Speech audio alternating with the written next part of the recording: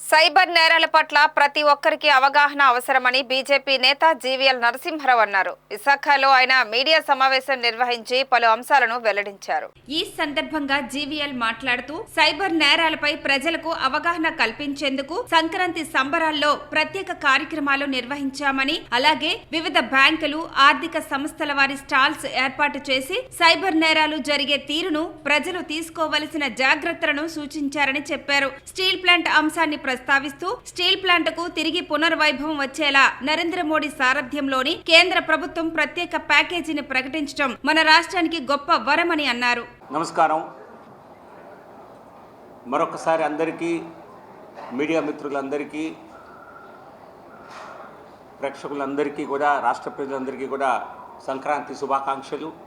విశాఖపట్నంలో జీవీఎల్ మహాసంక్రాంతి పేరుతో చేసినటువంటి వేడుకలు విశేషంగా ప్రజల్ని ఆకర్షించాయి.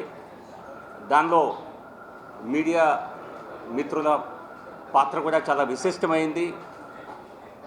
వీటన్నిటికీ విస్తృత కవరేజ్ ఇవ్వటమే కాకుండా ప్రజల మనోగతాన్ని అందరికీ తెలియజేసి, మీరు కూడా అనేక మంది కుటుంబ సమేతంగా విచ్చేసి వేడుకల్లో పాల్గొనడం చాలా ఆనందాన్ని ఇచ్చింది. ఈసారి సంస్కృతి సంప్రదాయాలతో పాటుగా ప్రజలకు సైబర్ క్రైమ్స్ పట్ల విశేషమైనటువంటి అవగాహన కల్పించే ఉద్దేశంతో ఈ సంక్రాంతి సంబరాలతో పాటుగా, వేడుకలతో పాటుగా అవగాహన సదస్సులు, సైబర్ క్రైమ్పై అవగాహన సదస్సులు నిర్వహించడం జరిగింది.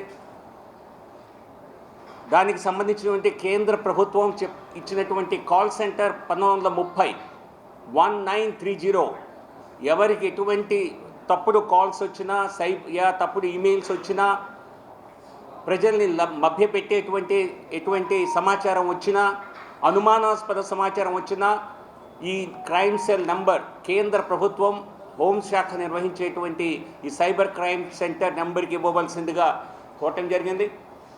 ఆ సందర్భంలో సిపి బాక్షి గారు కూడా వచ్చి, విశాఖపట్నం కమిషనర్ ఆఫ్ పోలీస్ వచ్చి అనేక వివరాలు తెలియజేశారు. ఇది ఒక్క విశాఖపట్నంలో 10 రోజుల్లో 10 కోట్ల ప్రజలు కోల్పోయారు ఈ నెల మొదటి 10 రోజుల్లో. అంటే ప్రతి సంవత్సరం ఈ సైబర్ క్రైమ్ అన్నది 10 రెట్లు పెరుగుతోంది. నిన్న నరేంద్ర మోదీ గారి ప్రభుత్వం ఆంధ్రప్రదేశ్ ప్రజలకు విశాఖపట్నం స్టీల్ ప్లాంట్ ఇచ్చేటువంటి ఆర్థిక సహాయంతో మరొక వరాన్ని ప్రకటించింది. 11,440 కోట్ల రూపాయలతో ఒక ప్రత్యేక ప్యాకేజీని వైజాగ్ స్టీల్ ప్లాంట్ని నిలబెట్టడం కోసం, నిలదొక్కోవటం కోసం, మళ్ళీ లాభాన బాటన దాన్ని నడపడం కోసం నరేంద్ర మోదీ గారు ఇచ్చినటువంటి ఆర్థిక ప్యాకేజ్ నాకు తెలిసి మోదీ 3.0లో మరే సంస్థకు దక్కనటువంటి ఒక గొప్ప వరం. దీనికి గౌరవ ప్రధానమంత్రి నరేంద్ర మోదీ గారికి ప్రత్యేకమైనటువంటి ధన్యవాదాలు తెలియజేస్తున్నాను.